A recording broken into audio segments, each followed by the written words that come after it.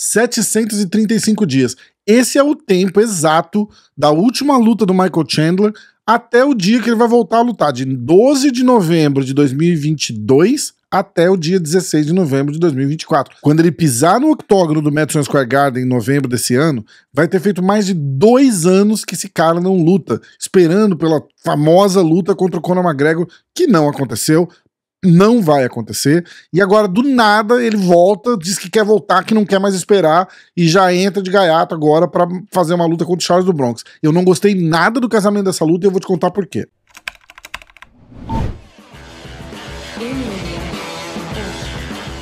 Antes de começar o vídeo, já vou falar, ó, deixa o like já, que senão depois vocês esquecem. Se no final do vídeo você fala, puta, que vídeo ruim, volta e deixa o não gostei também, tá tudo certo. Se você gostou e ainda não é inscrito, considera se inscrever no canal também, dá uma força pra gente, beleza? Bora pro vídeo.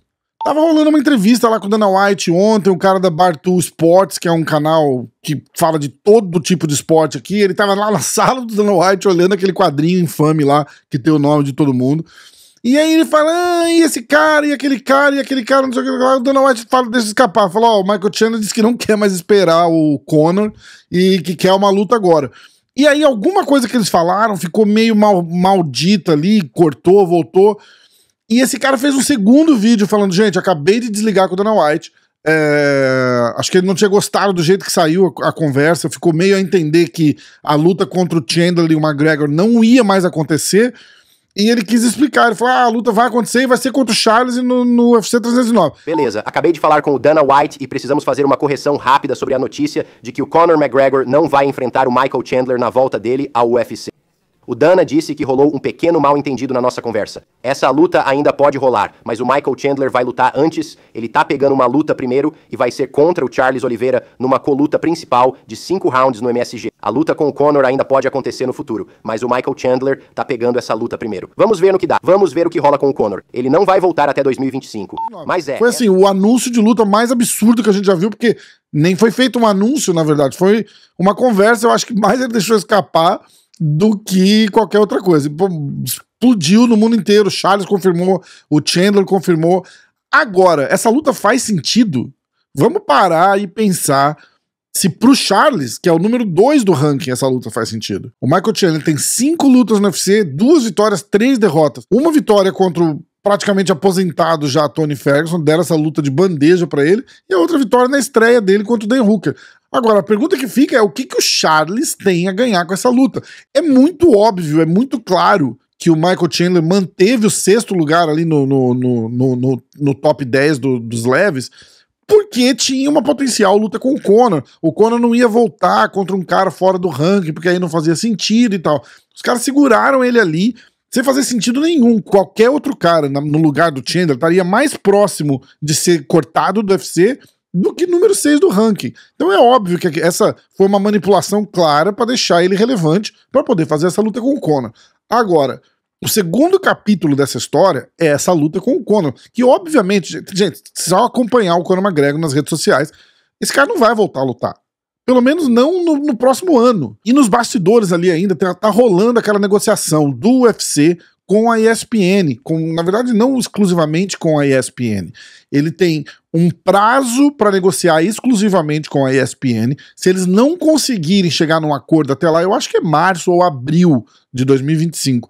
Se eles não conseguirem chegar num acordo, aí essa janela se abre e outras emissoras podem entrar para tentar competir para pegar os direitos de transmissão do UFC. É claro, é muito claro que o UFC não quer botar o McGregor para lutar antes dele fechar esse negócio, porque isso é uma carta na manga que eles têm. Eles vão negociar isso daí dizendo, olha gente, a gente tem uma luta do Conor para fazer esse ano ainda. Então isso é um impulso muito forte, uma alavanca muito forte para uma futura negociação, seja com quem for.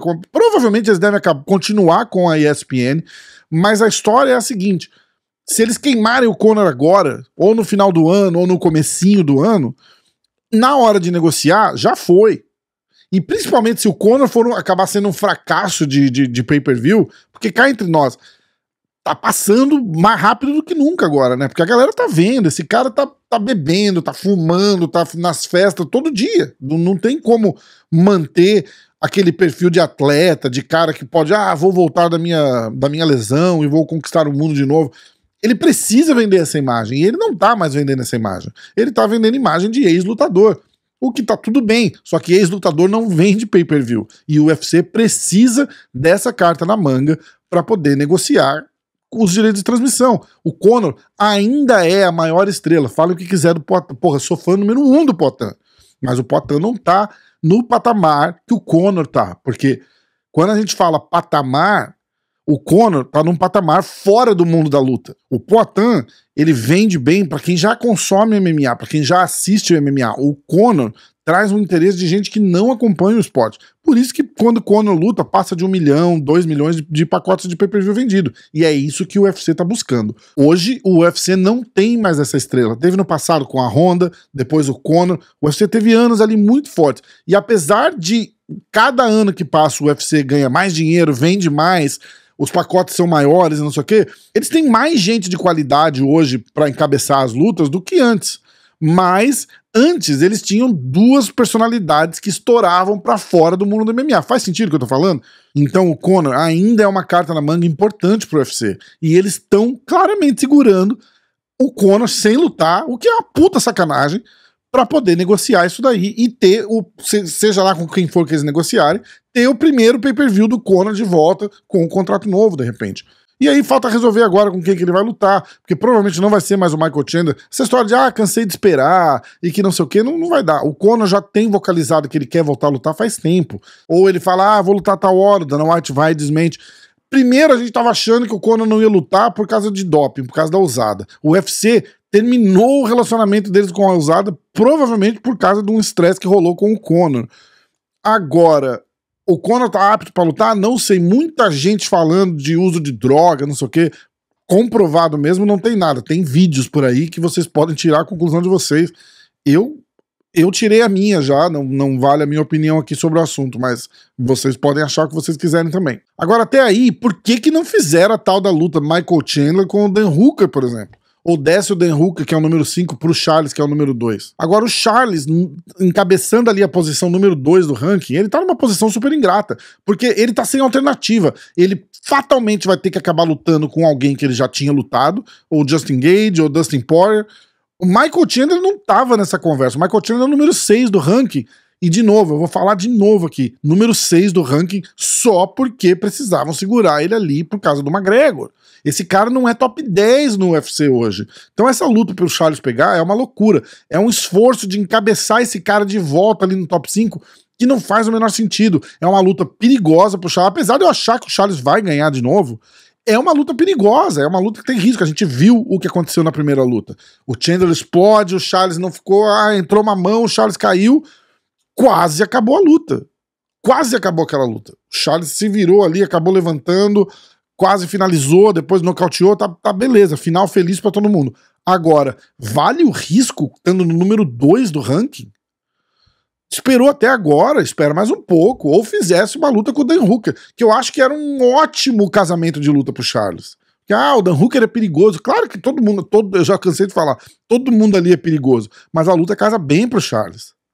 Agora, jogar pro alto assim, pegar um cara que não vai trazer absolutamente nada de recompensa pro Charles, não faz sentido um negócio desse. Eu quero saber o que vocês acham dessa luta que acabou de ser anunciada, o que vocês acham de ser o Michael Chandler o adversário do Charles. Fala aí o que vocês acham que vai acontecer nessa luta, se o Charles ganha, se o Chandler ganha, por quê, se essa luta vale a pena pro Charles. Eu tô louco pra saber a opinião de vocês. Eu só fiz um post no Instagram até agora disso. Eu quero saber o que vocês estão achando disso tudo. Comenta aí, deixa o like no vídeo. E se você gostou do vídeo e não tá inscrito ainda, clica no botãozinho aí e já se inscreve pra você não perder vídeo nenhum do canal. Valeu, até o próximo.